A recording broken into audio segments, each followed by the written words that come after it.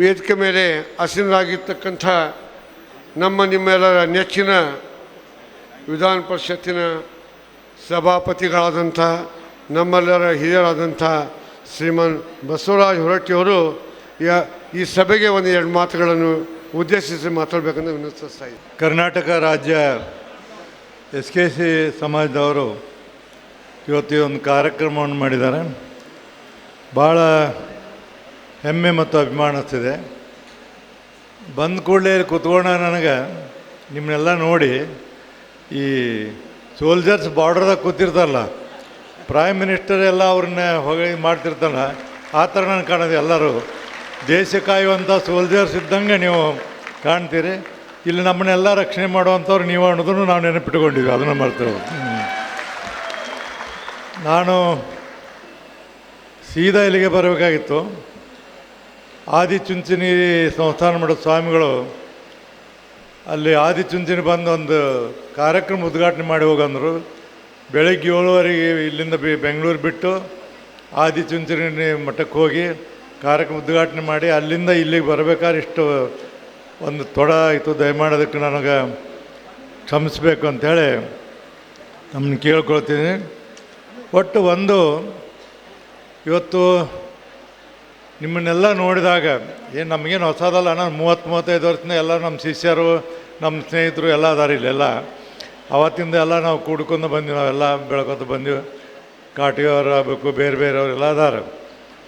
ಒಂದು ಏನಂದ್ರೆ ನಿಮ್ಮಲ್ಲಿ ಒಂದು ಏನಾದರೂ ಕಮಿಟ್ಮೆಂಟ್ ಆದ್ರೆ ಆ ಕಮಿಟ್ಮೆಂಟ್ಗೆ ಜೀವ ಆದರೂ ಸಹಿತ ನೀವು ಬಿಡೋರಲ್ಲ ಅನ್ನೋದನ್ನು ನಾವು ನೆನಪಿಡ್ಬೇಕಾಗ್ತದೆ. ಮಾತು ಕೊಟ್ಟರೆ ಆ ಮಾತಿನಂತೆ ನಡ್ಕೊಳ್ಳೋರು ಯಾರು ಇದ್ದರೆ ಈ ಸಮಾಜದಲ್ಲಿ ಭಾಳಷ್ಟು ಜನ ಅದಾರ ಅಂಥೇಳಿ ನಾನು ಅಭಿಮಾನದಿಂದ ಹೇಳಲಿಕ್ಕೆ ಇಷ್ಟಪಡ್ತೀನಿ. ಅದು ಮಾಡಿದ್ದೀರಿ, ಸಂಘಟನೆಯನ್ನು ಕಟ್ಟಿದ್ದೀರಿ. ಸಂಘಟನೆ ಮುಖಾಂತರ ಡಾಕ್ಟರ್ ಶಶಿಕುಮಾರ್ ಅವರೇ ಇದ್ದರು.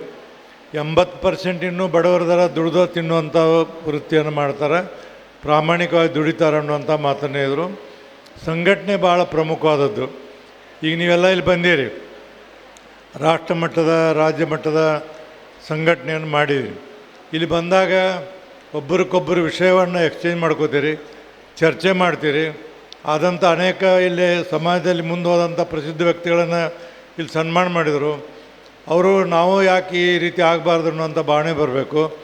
ಮತ್ತು ನಾನು ಒಂದು ವಿನಂತಿ ಏನಂದ್ರೆ, ನಿಮಗೆ ನೀವೆಲ್ಲರೂ ಬಂದಿರ್ತೀರಿ, ಇಂಥ ಕಾರ್ಯಕ್ರಮಕ್ಕೆ ನಿಮ್ಮ ಹದಿಹರೆಯದ ಮಕ್ಕಳು ಕರ್ಕೊಂಬರ್ಬೇಕು.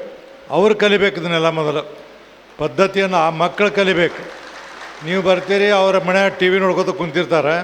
ಅವರಿಗೂ ಸ್ವಲ್ಪ ಏನಂದ್ರೆ ಹದಿಹರೆಯದ ಮಕ್ಕಳು ಇರ್ತಾರಲ್ಲ, ಸಮಾಜ ಅಂದ್ರೇನು, ನಾವು ಹೆಂಗೆ ಹೋಗ್ಬೇಕು, ಎಲ್ಲಿ ಮುಂದೆ ಹೋಗ್ಬೇಕು, ಹೆಂಗೆ ಶಿಕ್ಷಣ ಅಂದ್ರೇನು, ಇವನ್ನೆಲ್ಲ ಅರ್ಥ ಮಾಡ್ಕೊಳಕ್ಕೆ ಅಂಥವ್ರದ್ದು ಭಾಳ ಪ್ರಮುಖವಾದಂಥ ಇರಬೇಕು ಅನ್ನೋಂಥದ್ದು ನನ್ನ ಒಂದು ಸಲಹೆ ಇದೆ. ಮುಂದಿನ ಸರಿ ಆ ರೀತಿ ಮಾಡಬೇಕಂತೇಳಿ ನಿಮ್ಮ ಮನವಿಯನ್ನು ಸಹಿತ ನಾನು ಮಾಡ್ತೀನಿ. ಇವತ್ತು ಅನೇಕ ಜನ ರಾಜ್ಯದಲ್ಲ ರಾಷ್ಟ್ರ ಮಟ್ಟದಲ್ಲಿ ಅನೇಕ ಇದರಲ್ಲಿ ದೊಡ್ಡ ದೊಡ್ಡ ಕೀರ್ತಿಯನ್ನು ಪಡ್ಕೊಂಡವ್ರಿದ್ದೀರಿ. ಶಿಕ್ಷಣ ಒಂದಾನೊಂದು ಕಾಲಕ್ಕೆ ನೀವು ಶಿಕ್ಷಣ ಅಷ್ಟಿರಲಿಲ್ಲ. ಕಳೆದ 10-15 ವರ್ಷದಿಂದ ಶಿಕ್ಷಣವನ್ನು ಭಾಳ ಉತ್ತಮವಾದಂಥ ರೀತಿಯಿಂದ ಪಡೆದುಕೊಂಡು ಇವತ್ತು ರಾಜ್ಯಕ್ಕೂ ಕೆಲವರು 1-2-3 ಮಂದಿ ಬೆಂಗಳೂರವ್ರು ರ್ಯಾಂಕ್ ಹಚ್ಚಿದ್ರು 2 ವರ್ಷದ ಹಿಂದ್ಗಡೆ PUCಯಲ್ಲಿ. ಹಾಗೆ ಮಕ್ಕಳು ಸಾಕಷ್ಟು ಸುಧಾರಣೆ ಆಗಿದ್ದಾರೆ. ಮತ್ತೆಲ್ಲ ಇಲ್ಲದಲ್ಲ ಅನೇಕ ರೀತಿಯಿಂದ ತಮ್ಮದೇ ಆದಂಥ ಉದ್ಯೋಗ ಮಾಡ್ತಾರೆ. ಇವತ್ತು ಹೋಟೆಲ್ ಉದ್ಯಮಿ ನಿಮ್ಮಲ್ಲಿ ಎಷ್ಟೋ ಜನ ನಮ್ಮೆಲ್ಲ ಫ್ರೆಂಡ್ಸ್ ಬರ್ತಾರೆ. ಬಂದಾಗ ಒಂದಿಷ್ಟು ಮಂದಿ ಅದಾರ ಸ್ನೇಹಿತರು, ಇವತ್ತೊಂದು ಸ್ವಲ್ಪ ಸಾವಜಿ ಊಟದ್ದೆಲ್ಲ ವ್ಯವಸ್ಥೆ ಮಾಡಿರಿ ಅಂತ ಹೇಳ್ತಾರೆ ನನಗೆ. ಎಲ್ಲ ದೊಡ್ಡವ್ರು ಬಂದವರು ಸ್ವಲ್ಪ ಸಾವಜಿ ಹೋಟ್ಲು ವ್ಯವಸ್ಥೆ ಮಾಡಿರಿ ಅಂತಾರೆ. ಅದೆಲ್ಲ ಸ್ನೇಹಿತರಿಗೆ ಹೇಳ್ತೀನಿ.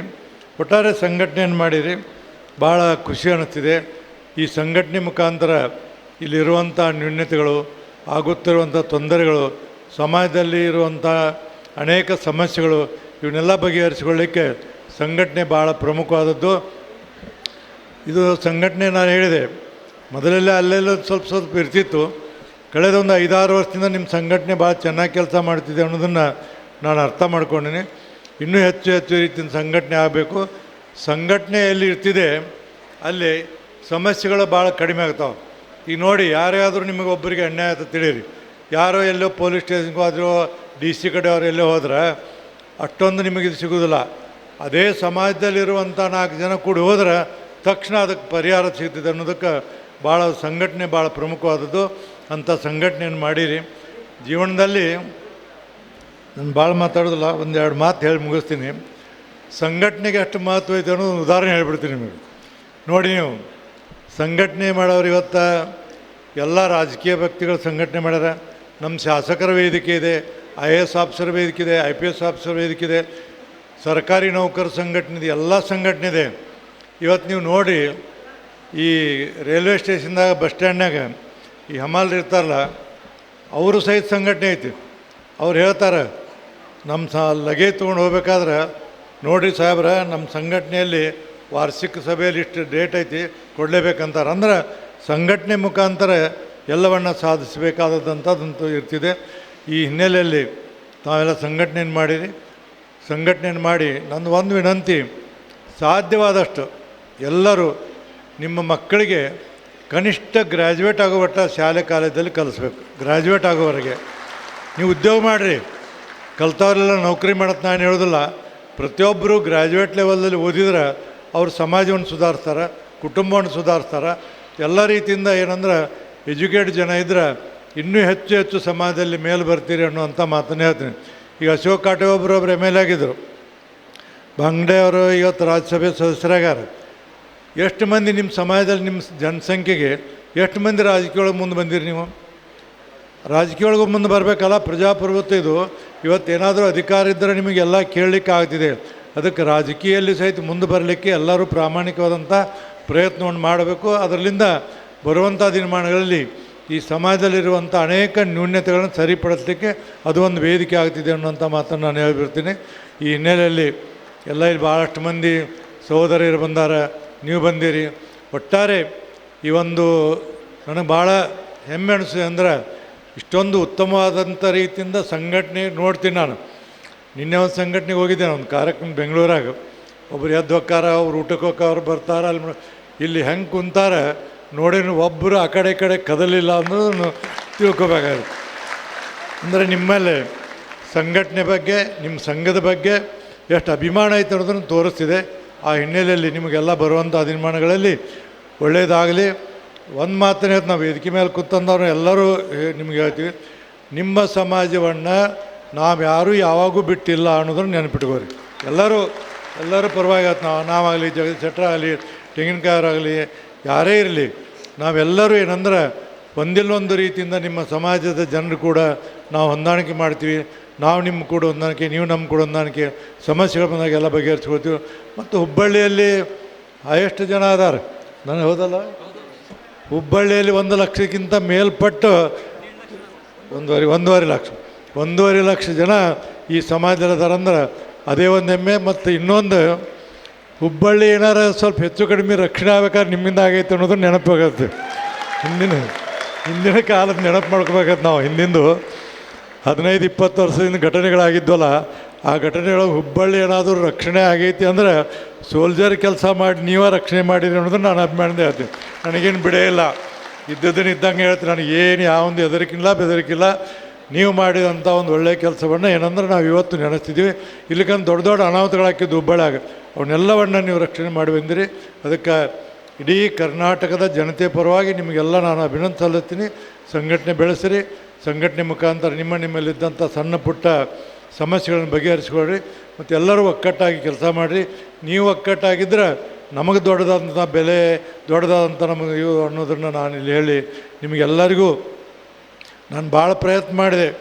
430 ಕಿಲೋಮೀಟ್ರ್ ಬಂದೀನಿ. ವಿಚಾರ ಮಾಡಿ ನೀವು, ಬೆಳಗ್ಗೆ 7 ಎಷ್ಟು ಪ್ರಯತ್ನ ಮಾಡಿ ಅಂದರೆ 160 ಕಿಲೋಮೀಟ್ರ್ ಸ್ಪೀಡ್ನಾಗ ಬಂದೀನಿ ಇಲ್ಲಿವರೆಗೆ. ನಿಮ್ಮ ಕೂಡ ಇರಬೇಕು, ನಿಮ್ಮ ಕೂಡ ಸಮಯ ಕಳಿಬೇಕು. ಎಲ್ಲ ಅಂದವ್ರು ನನ್ನ ಸ್ನೇಹಿತರು, ಆತ್ಮೀಯರೆಲ್ಲ ಇರ್ತಾರೆ.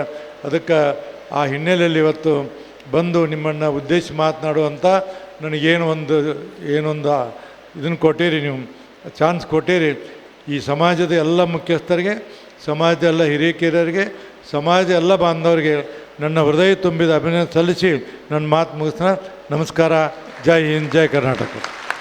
ಇವತ್ತು ನಮ್ಮ ಸಮಾಜಕ್ಕೆ ತಾವು ಕೊಟ್ಟಂಥ ಸ್ಫೂರ್ತಿ, ತಾವು ಹೇಳಿದಂಥ ಒಕ್ಕಟ್ಟವೇ ಬಲ, ಒಕ್ಕಟ್ಟಿದರೆ ಮಾತ್ರ ನಿಮ್ಮ ಯಶಸ್ವಿ ಒಕ್ಕಟ್ಟಿದ್ದರೆ ಮಾತ್ರ ನಿಮ್ಮ ಶ್ರೇಯಸ್ಸು ಅನ್ನುವಂಥ ಮಾತು ನಮ್ಮ ಸಭಾಪತಿಗಳಾದಂಥ ಹೊರಟ್ಟಿ ಸಾಹೇಬರು ಬಹಳ ಚೆನ್ನಾಗಿ ಹೇಳಿದ್ದಾರೆ.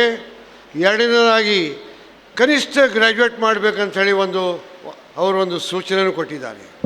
ಯಾಕಂದರೆ SSK ಸಮಾಜದವರು ಶಿಕ್ಷಣದ ಬಗ್ಗೆ ಸ್ವಲ್ಪ ಕಮ್ಮಿ ಇದೆ ಅಂತ ಎಲ್ಲರಿಗೂ ಗೊತ್ತಿದೆ. ಅದಕ್ಕೆ ಅದನ್ನು ಬಿಟ್ಟು ನಿಮ್ಮ ಸಮಾಜದೊಳಗೂ ಸಹ IAS IPS ಆಗಿ ನಿಮ್ಮ ಸಮಾಜದ ಒಂದು ಉನ್ನತಿಗಾಗಿ ತಾವು ಶಿಕ್ಷಣ ಮಾಡಿರಿ ಅನ್ನುವಂಥ ಮಾತುಗಳನ್ನು ಇವತ್ತು ಹೊರಟ್ಟಿ ಸಾಹೇಬರು ಹೇಳಿದ್ದಾರೆ. ಅವರಿಗೆ ನಮ್ಮ SSK ಸಮಾಜ್ ಕರ್ನಾಟಕ ರಾಜ್ಯ ಅದರ ವತಿಯಿಂದ ಅನಂತ ಧನ್ಯವಾದಗಳು ಹೇಳುತ್ತಾ, ಮತ್ತು ನಮ್ಮ SSK ಸಮಾಜದ ಮೇಲೆ ಇಟ್ಟಂಥ ಅವರ ಒಂದು ವಿಶ್ವಾಸ, ಪ್ರೀತಿ ಎಲ್ಲ ಕಾರ್ಯಕ್ರಮ ವತಿ ಕಾರ್ಯಕ್ರಮ ಬಂದಿದ್ದಾರೆ. ಅವರಿಗೆ ಮತ್ತೊಮ್ಮೆ ಧನ್ಯವಾದ ಹೇಳ್ತೇವೆ ಸರ್. ನಮಸ್ಕಾರ.